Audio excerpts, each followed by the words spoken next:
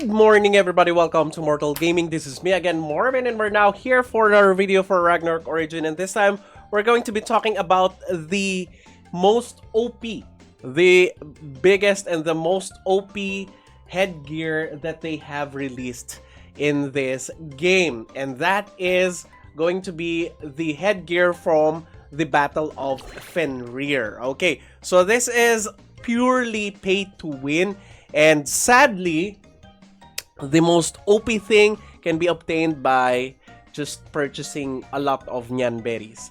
You see, the higher number of damage that you deal to the Fenrir here, wherein you could purchase a lot of orange water ball, 100 Nyan berry for each, and then you'll be dealing more damage to the Fenrir. The higher the damage, the more likely you would be getting the top one. And the top one, in terms of rewards, would give you this, okay? So there are different types of headgears here.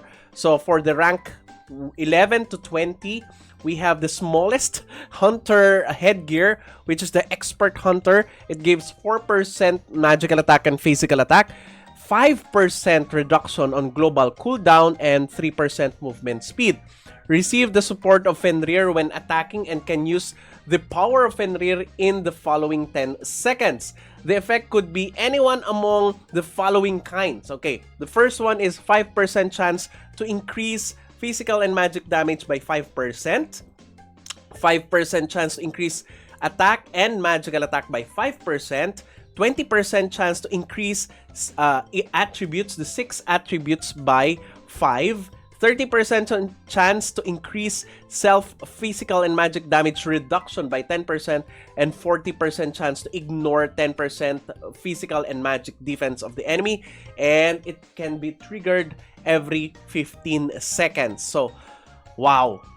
But only to the top 11 to 20. For the top 4 to 10, it would be the bigger one, the Master Hunter. This time, it's 5% physical attack and magical attack, 6% reduction on global cooldown, and 3% still on movement speed. And this one improved here on, I think it's still 40%, right?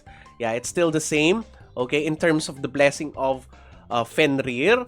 For the rank 2 and 3, okay, the bigger one, the Grandmaster Hunter, 6% magical attack and physical attack, 8%, look at this, 8% global cooldown,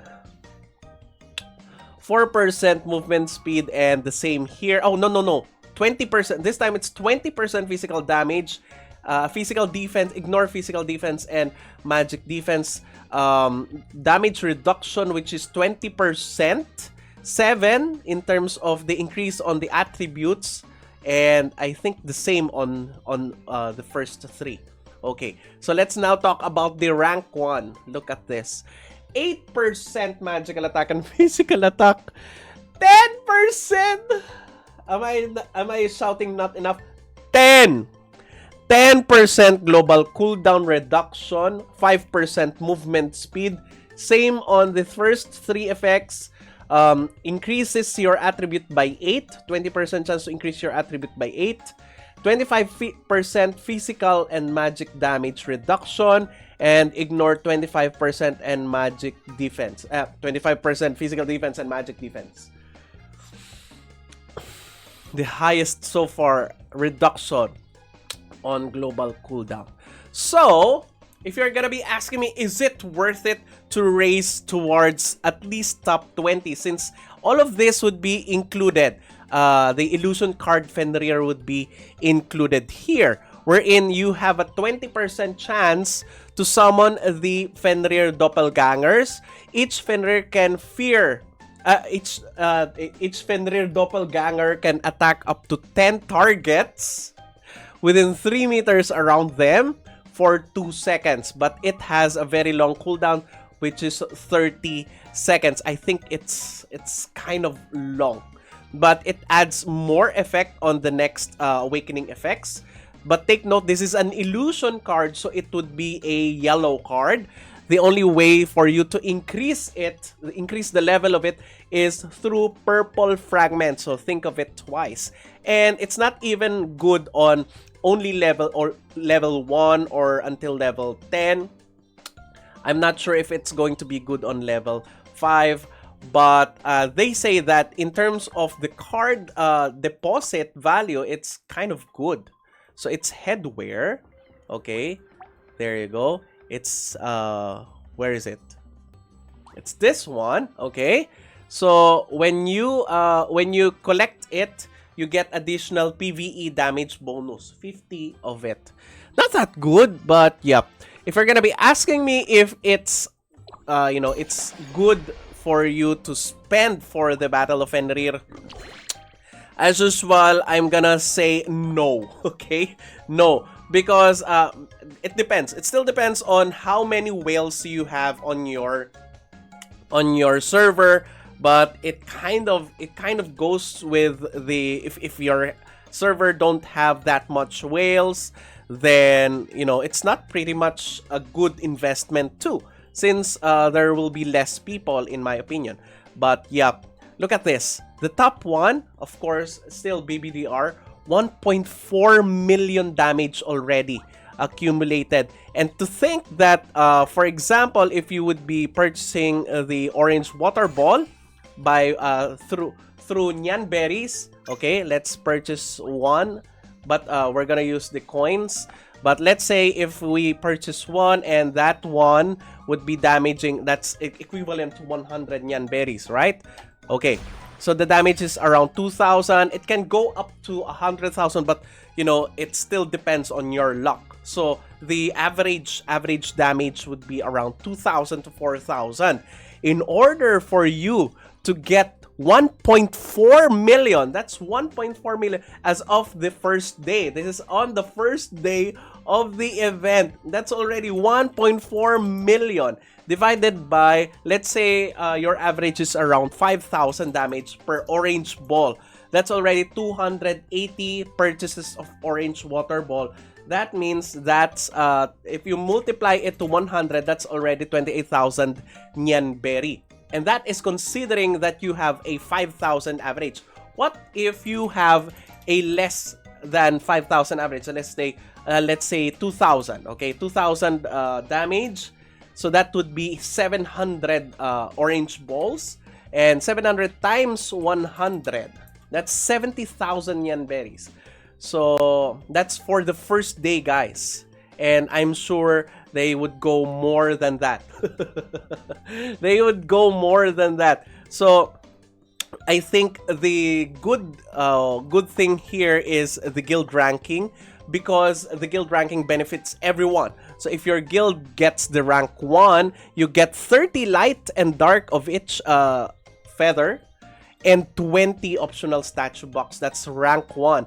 And rank 2 to 3, you get 50 of time space feathers, and so on and so forth.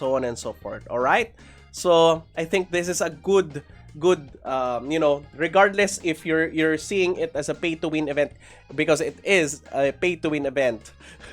It still gives gracious and generous rewards to the guild that is participating. Okay, so yep. So I think, in my opinion, if you're gonna be bitter, oh, it's always for the ones who are able to pay. Of course, it's going to be for the ones. It is a pay to win game. Just think of it like this: only 20 people has this headgear, and that's it. That's most likely 99% of the population will not have this, so it's already okay. So if you're sad, don't worry. 99% of the population other than you also have that problem, so it's okay.